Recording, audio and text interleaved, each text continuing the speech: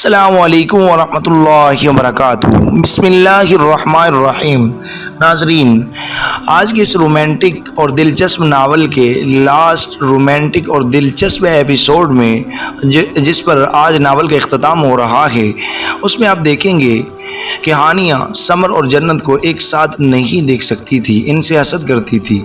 سمر کو جنت سے دور کرنے کے لیے ہانیہ نے فنکشن میں جنت کے گلاس میں زہر مکس کی تھی اور جنت پیتے ہی بے ہوش ہو کر گر گئی تھی، اور سمر جنت کو اٹھا کر اسپتال پہنچا تھا۔ ہاسپٹل پہنچتے ہی ڈاکٹرز نے بتایا تھا کہ بہت سخت قسم کی پوائزن یعنی زہر جنت کو دی گئی ہے، اس لیے اس کا بچنا بہت مشکل ہے۔ اور سمر یہ سنتے ہی کہ جنت کو پوائزن یعنی زہر دیا گیا ہے تو اس کو سمجھنے میں دیر نہیں لگی تھی کہ یہ زہر دینے والی کون ہے۔ اس نے فوراً سمجھ لیا تھا کہ یہ شرارت وکی اور ہانیہ کی ہے۔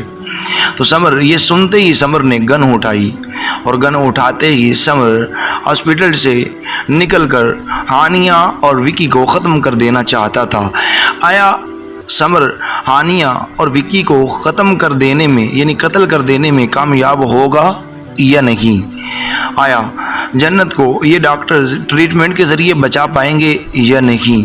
آگے کیا ہوگا آج کے اس رومانٹک ناول کے لاسٹ ایپیسوڈ میں آپ یہ دیکھنے جا رہے ہیں، اور اس کے لاسٹ اینڈ پہ، اس ایپیسوڈ کے اینڈ پہ ہم جو نیو ناول شروع کرنے والے ہیں اس کے بارے میں آپ سے رائے لی جائے گی کہ اور اس نیو ناول کا جو فرسٹ ایپیسوڈ ہے اس کا خلاصہ 3-4 منٹ میں عرض کر کے آپ سے پوچھا جائے گا کہ یہ ناول کیسا ہے، آیا اس کو کنٹینیو کرنا چاہیے یا نہیں کرنا چاہیے۔ تو آپ نیو ناول کے لیے اپنی آراء سے ہمیں ضرور آگاہ کیجیے گا، اور ویسے بھی جو رائے اور مشورہ ہے جس کے بارے میں سیدنا محمد رسول اللہ علیہ وسلم نے فرمایا کہ مشورہ یعنی رائے جو ہے یہ امانت ہے، تو آپ نے امین بن کے ہمیں اپنی رائے سے ضرور مستفید ہونے دینا ہے۔ اب چلتے ہیں اپنی ویڈیو کی جانب۔ جنت آ کر گاڑی میں بیٹھ گئی تھی، سمر بھی اس کے پیچھے چلا آیا۔ پتہ نہیں خود کو کیا سمجھتی ہے، جب دیکھو مٹکتی رہتی ہے، آگے پیچھے اور جلی کٹی باتیں کرتی رہتی ہے۔ یہ سب جنت ہانیہ کے بارے میں سوچ رہی تھی۔ فنکشن سے نکلتے ہوئے میں کیوں کسی کو کنٹرول کروں گی، آئندہ اگر اس نے مجھ سے ایسے بات کی نا تو میں اسے، یہ سمر سب اپنے منہ میں باتیں کر رہی تھی۔ تو سمر نے جنت کے منہ پر ایک دم سے اس کے ہونٹوں پر انگلی رکھ کر کہا، جس پر جنت نے اسے چونک کر دیکھا۔ وہ چہرہ اس کے بہت قریب لے آیا تھا۔ جنت کے ہونٹوں سے انگلی ہٹا کر اس نے بیر کی جانب اشارہ کیا، جس پر جنت نے اس طرف دیکھا جہاں ایک پیڑ پر 2 سفید پرندے بیٹھے تھے۔ وہ منظر بہت دلکش تھا۔ جنت نے دوبارہ سمر کی جانب دیکھا تو وہ اسے ہی دیکھ رہا تھا۔ جنت نے آنکھیں بند کر لی۔ سمر نے اس کے ہونٹوں کو چھونا چاہا، لیکن اچانک جنت کا سر اس کے کندھے پر آ گرا۔ اس نے اسے جنت کی ناراضگی سمجھتے ہوئے دھیرے سے اسے خود سے الگ کیا، لیکن جب اس کے ہونٹوں سے نکلتے خون پر نظر پڑی تو اس کے چہرے کی مسکراہٹ غائب ہو چکی تھی۔ جنت، کیا ہوا جنت؟ وہ پریشان ہو کر جنت کا چہرہ دونوں ہاتھوں میں لیتے ہوئے بولا۔ جنت نے بہت مشکل سے آنکھیں کھول کر اسے دیکھا۔ تم ٹھیک تو ہو نا؟ کیا ہو رہا ہے تمہیں؟ اس نے اپنے انگوٹھے سے اس کے توڑی تک آتی خون کی لکیر کو صاف کیا۔ پتہ نہیں چکر سا آ رہا ہے، جنت نے بمشکل آواز نکال کر کہا۔ کچھ نہیں، ہم لوگ ابھی ہاسپٹل جا رہے ہیں، اوکے؟ تم بیٹھو، ٹھیک سے بیٹھو۔ اس نے خود جنت کو ٹھیک سے بٹھاتے ہوئے سیٹ بیلٹ باندھ دیا اور خود جلدی سے گاڑی سٹارٹ کر لی۔ جنت کی آنکھیں بند ہوتی دیکھ کر اس کے دل کو کچھ ہو رہا تھا۔ اس کا دھیان سڑک سے زیادہ جنت پر تھا۔ جنت، آنکھیں کھلی رکھو پلیز، بس 2 منٹ، ابھی پہنچ جائیں گے۔ اس نے ایک ہاتھ سے جنت کا ہاتھ پکڑا ہوا تھا اور گاڑی کی رفتار اور تیز کر دی تھی۔ ہاسپٹل زیادہ دوری پر نہیں تھا، اس لیے وہ اسے جلدی سے لے کر پہنچ گیا تھا۔ اس نے ایک دم سے گاڑی کو بریک لگائی تھی۔ اور جنت کو گود میں اٹھا کر تیزی سے ہسپتال کے اندر داخل ہوا تھا۔ جنت کو دیکھتے ہی ڈاکٹر نے اسے بتایا تھا کہ یہ پوائزن کا اثر ہے، اور جنت کو جلدی سے اندر لے جاتے ہوئے اس کا علاج کرنا شروع کیا تھا۔ لیکن ان کے جانے کے کتنی دیر بعد تک وہ سن کھڑا رہا۔ اگلے 1 گھنٹے تک وہ دل ہی دل میں جنت کے ٹھیک ہونے کی دعا کرتا رہا اور بے چینی سے آپریشن تھیٹر کی جانب دیکھتا رہا۔ 1 گھنٹے بعد ڈاکٹر نے آ کر اسے بتایا کہ جنت ٹھیک ہے۔ اس نے دل ہی میں ڈھیروں سکون محسوس کیے۔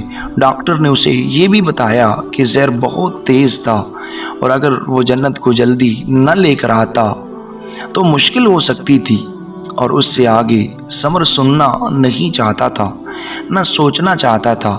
اسے یہ سمجھنے میں دیر نہیں لگی تھی کہ یہ کس نے کیا ہوگا، اور اب وہ ان کو ان کے انجام تک پہنچانے کا فیصلہ کر چکا تھا۔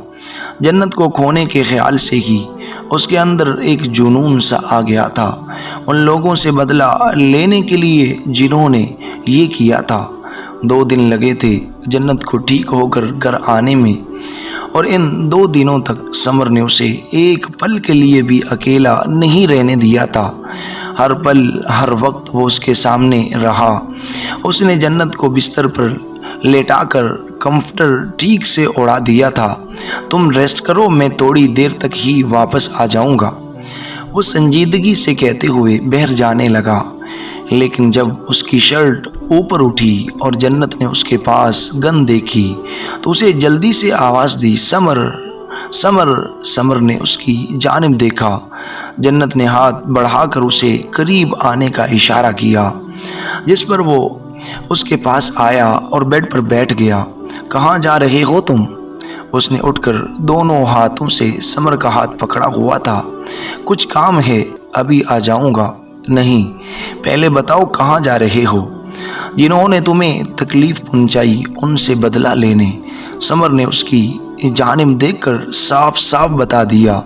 نہیں، تم ایسا نہیں کرو گے، جنت نے جلدی سے کہا، جس پر سمر نے اسے حیرت سے دیکھا۔ تم چاہتی ہو میں ان کو چھوڑ دوں جنہوں نے تمہیں مجھ سے دور کرنا چاہا؟ ان کو اس کی سزا نہ دوں؟ سمر نے اس کے ہاتھوں سے اپنا ہاتھ نکالتے ہوئے غصے سے کہا، انہیں سزا ضرور دیں گے، لیکن اس طرح نہیں۔ تم کچھ نہیں کرو گے، تمہارے چہرے پر معصومیت اچھی لگتی ہے، یہ غصہ، یہ بدلہ، یہ سب تمہیں سوٹ نہیں کرتا۔ سمر، پرومس کرو کہ ایسا کچھ نہیں کرو گے، جنت نے اسے دیکھتے ہوئے کہا۔ کیسی نیک سیرت عورت تھی۔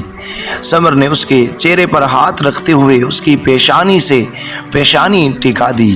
اگر تمہیں کچھ ہو جاتا نا تو میں بھی مر جاتا، پتہ ہے تمہیں؟ دنیا کے سارے عاشق یہی کہتے ہیں، جنت نے مسکراتے ہوئے کہا۔ سمر نے پیچھے ہو کر اسے دیکھا۔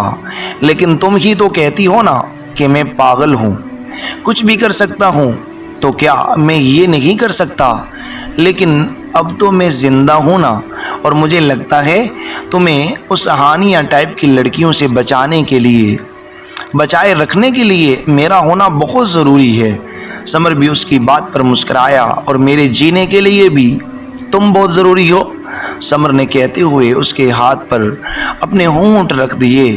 سمر جلد ہی اپنی نیک سیرت بیوی کو لے کر گھر چلا گیا اور خوشی خوشی سے رہنے لگے۔ سمر کو جنت کے ساتھ اور جنت کو سمر کے ساتھ، ایسے ہی کبیر کو عائشہ کے ساتھ اور عائشہ کو کبیر کے ساتھ اب بے پناہ محبت ہو چکی تھی۔ اب یہ ایک دوسرے کو ایسے اپنا چکے تھے کہ سوائے موت کے اب ان کو ایک دوسرے سے کوئی دور نہیں کر سکتا تھا۔ دل ایسا لگایا جینے میں کہ مرنا یاد نہ رہا۔ ناظرین، اس ناول سے ہمیں سبق یہ ملتا ہے کہ ہمیں کبھی بھی کسی غلط فہمی میں نہیں رہنا چاہیے۔ ہر بات اپنے لائف پارٹنر سے شیئر کرنی چاہیے تاکہ کسی غلط فہمی کی وجہ سے اس مبارک رشتے میں دوری اور دراڑ نہ آ جائے۔ ناظرین، بہت ہی دلچسپ ناول جسے پڑھتے ہی آپ کا دل اش اش کر اٹھے گا۔ آج آپ کو اس ناول کی بس ایک جھلک دکھانا چاہتا ہوں۔ لندن ایئرپورٹ پر کھڑی ڈاکٹر مستجاب اور اس کی مما تسلیم بیگم کو مختلف قسم کے مناظر دیکھنے کو مل رہے تھے۔ کوئی آ رہا تھا تو کوئی جا رہا تھا، بہت سارے لوگ تھے لیکن سب کی کیفیات مختلف تھی۔ کوئی خوش تھا تو کوئی غم زدہ، لیکن ڈاکٹر مستجاب ایسے فیل کر رہی تھی کہ اس سے بڑا دکھی پورے زمانے میں کوئی نہیں، کیونکہ آج وہ پورے 15 سال بعد پاکستان جا رہی تھی، وہ بھی اپنے باپ کی میت لے کر۔ میں نے بہت کوشش کی لیکن مجھے چھٹی نہیں مل سکی۔ ڈاکٹر عمیر نے اس کی سوجی ہوئی آنکھوں کو دیکھتے ہوئے کہا، ہاں، ہم بیرون ملک میں دھکے کھانے والوں کا اینڈ یہی ہوتا ہے۔ ساتھ اس کی آنکھوں سے آنسو چھلکنے لگے۔ صبر اور ہمت کرو، تم بہت بہادر ہو ڈاکٹر مستجاب، ہمت نہیں ہارنی، ہم تمہاری تکلیف کو سمجھتے ہیں، تمہارے لیے ضرور دعا کریں گے۔ یہ کہتے ہوئے ڈاکٹر عمیر نے وکٹری کا نشان بنایا۔ تھینک یو بیٹا، تم نے ہمارا بہت ساتھ دیا۔ انہوں نے ڈاکٹر عمیر کو پیار کیا اور آگے بڑھ گئی۔ ٹھیک ہے عمیر، یہ کہتے ہوئے وہ آگے بڑھ گئی۔ کوئی اپنا بچھڑتا ہے تو ایسے کیوں لگتا ہے کہ ہماری جان بھی ساتھ جا رہی ہے؟ مما مستجاب بہت ٹوٹی ہوئی لگ رہی تھی۔